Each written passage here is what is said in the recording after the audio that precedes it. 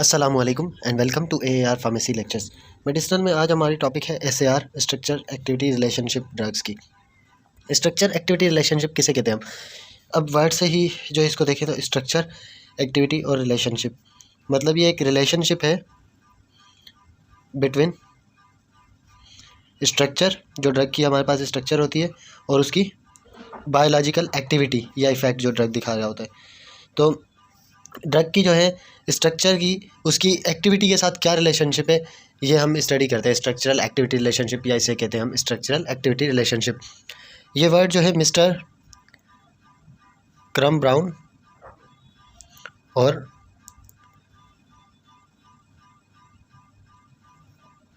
Fraser ने 1865 में introduce किया था। SAR स्टडीज़ हम क्यों करते हैं? SAR स्टडीज़ का मेन पर्पस होता है कि हम स्पेसिफिक स्ट्रक्चरल कैरेक्टरिस्टिक्स आइडेंटिफाई कर सकें। मतलब एक कंपाउंड के जो है ना स्पेसिफिक कैरेक्टरिस्टिक्स जो भी होते हैं, स्ट्रक्चरल कैरेक्टरिस्टिक्स, वो आइडेंटिफाई कर सकें जो उसकी बायोलॉजिकल एक्टिविटी के लिए रिस्पॉन्सिबल होते हैं। ठीक है, अब जो भी ड्रग हमारे पास बायोलॉजिकल एक्टिविटी दिखा रही होगी तो जाहिर सी बात है उसकी स्ट्रक्चर पे वो डिपेंड करती है। तो SAR का मतलब मेन ऑब्जेक्टिव ये होता है कि हम जो है आइडेंटिफाई करें स्ट्रक्चरल कैरेक्टरिस्टिक्स कंपाउंड के, ताकि बायोलॉजिकल एक्टिविटी के साथ उसको हम एसोसिएट कर सकें। इसके अलावा हमारे पास होता है QSAR, quantitative structural activity relationship. QSAR जो है ये मैथमेटिकल रिलेशनशिप है। अब क्वांटिटेटिव आ गया तो मैथमेटिकल रिलेशनशिप बिटवीन सेम जो है बायोलॉजिकल एक्टिविटी और स्ट्रक्चर। SAR क्यों करते हैं, मतलब SAR की क्यों ज़रूरत पड़ती है, वाई, क्यों हमें SAR ज़रूरी होता है?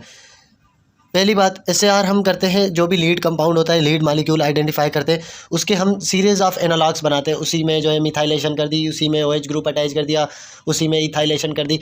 तो मुख्तलिफ ग्रुप्स हम जो है ना वहीं पे रिप्लेस कर करके उसमें मॉडिफिकेशन ला रहे होते हैं, जो हमें लीड मालिक्यूल मिलता है। ठीक है, उसमें हम मॉडिफाई करके लीड एनालॉग्स को देख रहे होते हैं कि उनकी वजह से क्या चेंज आ रहा है, केमिकल स्ट्रक्चर पे जो हम चेंज कर रहे हैं उसकी वजह से बायोलॉजिकल एक्टिविटी में क्या चेंज आ रहा है। ये हम जो है SAR की मदद से करते हैं। दूसरा हम क्या करते हैं, SAR फार्माकोफोर डिटरमाइन करते हैं।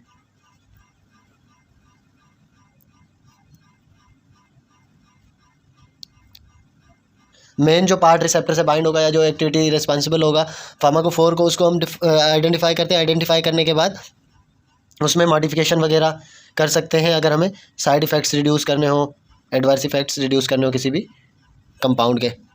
इसके अलावा बायोलॉजिकल एक्टिविटीज़ मुख्तलिफ कंपाउंड्स की, लीड मालिक्यूल के अलावा भी मुख्तलिफ कंपाउंड्स हमारे पास होते हैं, उनकी जो है बायोलॉजिकल एक्टिविटी हमें जब देखनी होती है तो उसके लिए हम जो है SAR कर रहे होते हैं बायोलॉजिकल एक्टिविटी को डिटरमाइन करने के लिए। और इसके अलावा हम देखते हैं कि एगोनिस्ट और एंटागोनिस्ट वगैरह किस तरह से जो है थोड़ी बहुत चेंजेस पे क्या एक्टिविटी शो कर रहे हैं, तो उसके लिए भी हम SAR कर रहे होते हैं। SAR में हम करते क्या है, चेंजेस कौन सी होती हैं? सबसे पहले तो हम जो है ना नेचर चेंज कर देते हैं, और दूसरा जो है नंबर ऑफ़ सब्स्टिट्यूएंट, उसको मतलब डिग्री बोलेंगे हम, सब्स्टिट्यूएंट्स बढ़ा देंगे। ये दो चीज़ें कर सकते हैं। इसके अलावा साइज़ और शेप, कार्बन जो मौजूद होता है, carbon skeleton, carbon number increase कर दिया, कार्बन की जो है स्ट्रक्चर चेंज कर दी। इसके अलावा स्टीरियो केमिस्ट्री में भी हम चेंज कर सकते हैं। ये सब तरीके होते हैं जिससे हम जो है मुख्तलिफ स्ट्रक्चर्स बना रहे होते हैं और फिर उस पर SAR परफॉर्म कर रहे होते हैं। अब अगर एरोमेटिक रिंग पे सब्स्टिट्यूशन की जाए,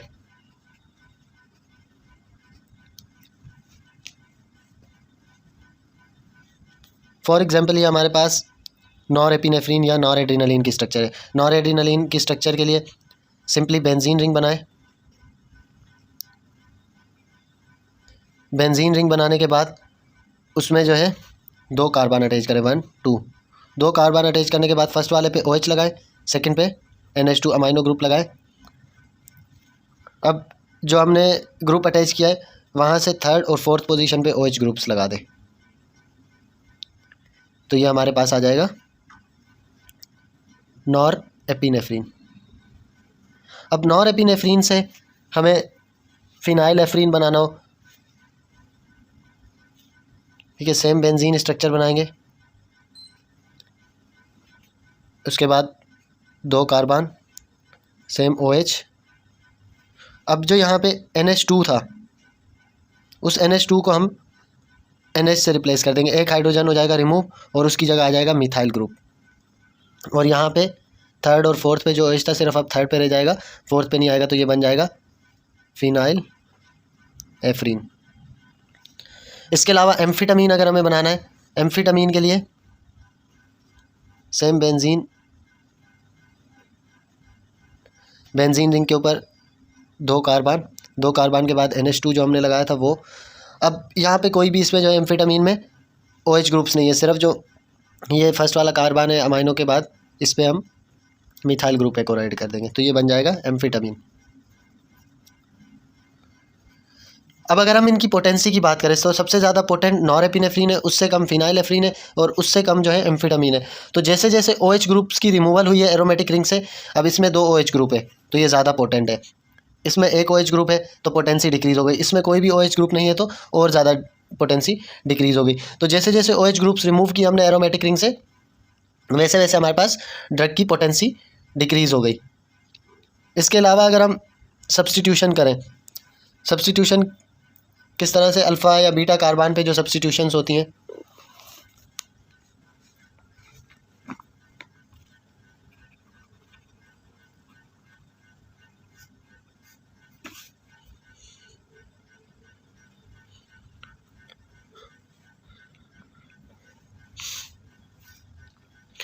अगर बीटा कार्बन पे हम OH ग्रुप ऐड कर दें, ठीक है, तो OH ग्रुप हमारे पास पोलर होता है, तो अल्टीमेटली क्या होगा, लिपिड सॉल्युबिलिटी ड्रग की डिक्रीज़ हो जाएगी। तो इस तरह से जो है हमारे पास OH ग्रुप की अटैचमेंट से लिपिड सॉल्युबिलिटी डिक्रीज़ हो सकती है। इसके अलावा अगर हम अल्फ़ा कार्बन पे चेंजिंग लाएँ, अल्फ़ा कार्बन पे हम सब्स्टिट्यूशन कर रहे हैं मिथाइल ग्रुप से, या जो है कोई और सब्स्टिट्यूशन कर रहे हैं अल्फ़ा कार्बन पे, तो उसकी वजह से मेटाबॉलिज्म डिक्रीज़ हो जाएगा।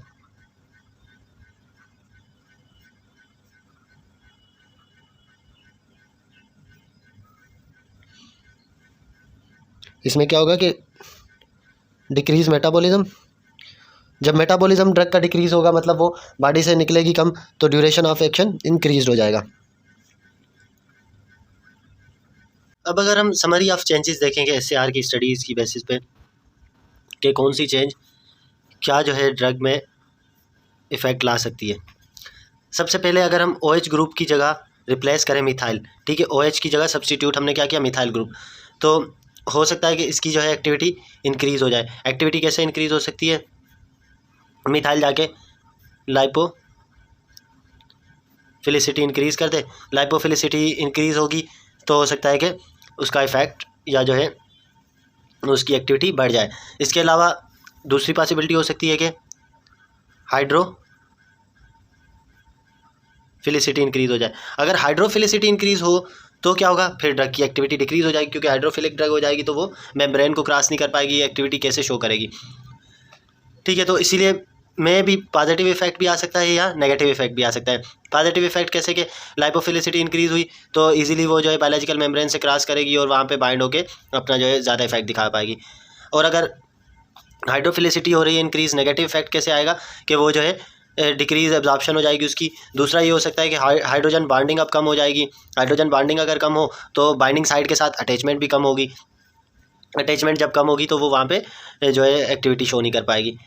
इसके अलावा अगर हम मिथाइल ग्रुप को रिप्लेस करें कार्बोक्सिलिक एसिड से तो हो सकता है कि ड्रग का मेटाबॉलिज्म इंक्रीज़ हो जाए, हो सकता है कि डिक्रीज़ हो जाए। अगर डिक्रीज़ हो गया तो ड्यूरेशन ऑफ एक्शन बढ़ जाएगा, मेटाबॉलिज्म इंक्रीज़ हो रहा है तो ड्यूरेशन ऑफ एक्शन कम हो जाएगा। तो अब अगर ड्रग का मेटाबॉलिज्म बढ़ रहा है तो हो सकता है टॉक्सिसिटी कम हो जाए, ये पॉजिटिव इफेक्ट आ सकता है। दूसरा क्या हो सकता है कि हमारे पास फ्रीक्वेंसी बढ़ सकती है, ये नेगेटिव इफेक्ट है। अब मेटाबॉलिज्म बढ़ गया, मेटाबॉलिज्म बढ़ने की वजह से drug metabolism for example increase होता है। तो इसके इंक्रीज़ होने की वजह से पहला तो ये है कि टॉक्सिसिटी डिक्रीज़ हो जाएगी। टॉक्सिसिटी डिक्रीज़ कैसे होगी कि जो है ड्रग जल्दी से निकल जाएगी और ड्यूरेशन ऑफ एक्शन भी कम हो जाएगा, मगर फ्रीक्वेंसी बढ़ जाएगी, हमें जो है बार बार ड्रग्स देनी पड़ेगी, तो ये जो है उसका नेगेटिव इफेक्ट भी आ सकता है। इसके अलावा अगर हम मिथाइल ग्रुप में की जगह उसकी चेन बढ़ा दें, नंबर मतलब इंक्रीज़ कर दें मिथाइल ग्रुप जो अटैच्ड है, तो हो सकता है कि लाइपोफिलिसिटी इंक्रीज़ हो जाए। ठीक है, लाइपोफिलिसिटी इंक्रीज़ हो तो हो सकता है कि लाइपोफिलिसिटी, जब भी लाइपोफिलिसिटी इंक्रीज़ होगी तो ड्रग पेनिट्रेशन बढ़ेगी, ड्रग पेनिट्रेशन और एब्जॉर्प्शन बढ़ेगी तो इफेक्ट ज़्यादा आएगा। एक ये इफेक्ट हो सकता है। दूसरा हाइड्रोफिलिसिटी पे इफेक्ट करेगी तो हो सकता है कि ड्रग की एब्जॉर्प्शन कम हो। इसके अलावा हाइड्रोजन बॉन्डिंग कम हो जाए। हाइड्रोजन बॉन्डिंग सेम जिस तरह से हमारे पास OH ग्रुप को रिप्लेस करने से हो रहा था, तो हाइड्रोजन बॉन्डिंग कम होगी तो वो अपनी साइड से बाइंड नहीं कर पाएगी। जब बाइंड नहीं कर पाएगी तो एक्टिविटी शो नहीं करेगी। ठीक है, तो इस तरह से ड्रग की एक्टिविटी कम भी हो सकती है। तो दोनों पॉजिटिव और नेगेटिव दोनों इफेक्ट आ सकते हैं। अगर हम एक्स ग्रुप, एक्स मतलब हेलोजिन को ऐड करें, हेलोजिन की एडिशन से क्या हो सकता है, लाइपोफिलिसिटी इंक्रीज़ हो सकती है। ठीक है, लाइपोफिलिसिटी अगर इंक्रीज़ हो तो जाहिर सी बात है उसकी पेनिट्रेशन इंक्रीज़ हो जाएगी मेम्ब्रेन्स में। दूसरा क्या हो सकता है कि हाइड्रोफिलिसिटी पे भी इफेक्ट कर सकती है। और इसके अलावा नेगेटिव इफेक्ट्स में क्या आ सकता है, नेगेटिव इफेक्ट्स में ये भी हो सकता है कि हेलोजिन जो है वो एक्यूमुलेट होना शुरू हो जाए जाके एडिपोज टिश्यूज़ में, वहाँ से निकले ही ना लाइपोफिलिसिटी इंक्रीज़ होने की वजह से। अब जो एरोमेटिक हेलोजिन्स होते हैं ना, एरोमेटिक रिंग वाले हेलोजिन ग्रुप, वो ज़्यादा एक्टिव होते हैं देन एलिफेटिक। नेक्स्ट, अगर हम पोजीशन चेंज करें, एक्स ग्रुप की पोजीशन चेंज करें, इसमें पोजीशन में चेंज करने की वजह से हो सकता है कि पोटेंसी ड्रग की चेंज हो जाए। क्यों चेंज होगी ड्रग की पोटेंसी, बाइंडिंग साइट चेंज हो सकती है। ठीक है, तो अगर बाइंडिंग साइट चेंज हो जाती है तो ड्रग की पोटेंसी भी चेंज हो सकती है। इसके अलावा अगर हम अनसेचुरेशन से सेचुरेशन की तरफ लेकर जाएं, ठीक है, सेचुरेशन की तरफ अगर हम लेकर जाएं, हो सकता है कि उसकी फ्लेक्सिबिलिटी बढ़ जाए। ठीक है, डबल बॉन्ड्स को रिमूव कर दिया तो हो सकता है फ्लेक्सिबिलिटी बढ़ जाए। फ्लेक्सिबिलिटी बढ़ जाएगी तो हमने ये जो है थ्योरीज में पढ़ा था, तो वो फिट ज़्यादा अच्छा होगा बाइंडिंग साइड के साथ। जब बाइंडिंग साइड के साथ फिट ज़्यादा अच्छा होगा तो और ज़्यादा इफेक्ट शो कर पाएगा। ठीक है, दूसरा नेगेटिव इफेक्ट क्या हो सकता है कि ये जो है एक्टिविटी कम कर सकता है। ठीक है, क्योंकि हो सकता है कि इसने जो है अपनी वो शेप चेंज कर ली हो, जो EZ आइसोमर वाला सिस्टम होता है वो उसने अपनी शेप चेंज कर ली। शेप चेंज होने की वजह से हो सकता है एक्टिविटी लॉस हो जाए उसकी, डबल बॉन्ड रिमूव करने की वजह से, तो ये हो सकता है। एलिफेटिक को अगर हम रिंग स्ट्रक्चर में चेंज करें, मतलब एलिफेटिक थी हमारे पास, उसको हमने रिंग स्ट्रक्चर में लेकर चले गए, तो साइज़ ऑफ ड्रग बढ़ सकता है। साइज़ ऑफ ड्रग बढ़ने की वजह से हो सकता है एक्टिविटी डिक्रीज़ हो जाए, या माइट भी एक्टिविटी इंक्रीज़ हो जाए, क्योंकि वो जाके जो है बाइंडिंग बढ़ा दे। तो ये मुख्तलिफ फैक्टर्स होते हैं जिनकी वजह से एक्टिविटी बढ़ भी रही होती है, कभी कभी कम भी हो रही होती है हमारे पास। अगर हम जो है एरोमेटिक रिंग को हेट्रोसाइक्लिक रिंग से रिप्लेस करें या ऐड करें, तो उससे भी हो सकता है कि साइज़, रिजिडिटी वगैरह इंक्रीज़ हो और अल्टीमेटली जो है पोटेंसी बढ़ जाए, क्योंकि वो मेम्ब्रेन में अब हो सकता है ज़्यादा अच्छे से पेनिट्रेट कर रही हो।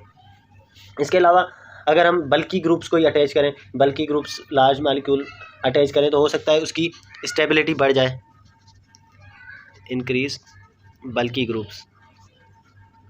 ठीक है, अगर इनकी हम अटैचमेंट कर रहे हैं तो माइट भी हो सकता है कि स्टेबिलिटी बढ़ जाए। स्टेबिलिटी बढ़ जाए कैसे बढ़ सकती है, एंजाइमेटिक अटैक वगैरह उस पर कम होगा, तो ऐसे जो है बल्की ग्रुप्स की वजह से स्टेबिलिटी भी बढ़ सकती है। बहुत शुक्रिया वीडियो लेक्चर को देखने का। नेक्स्ट इंशाल्लाह हम प्रोडक्ट स्टार्ट करेंगे।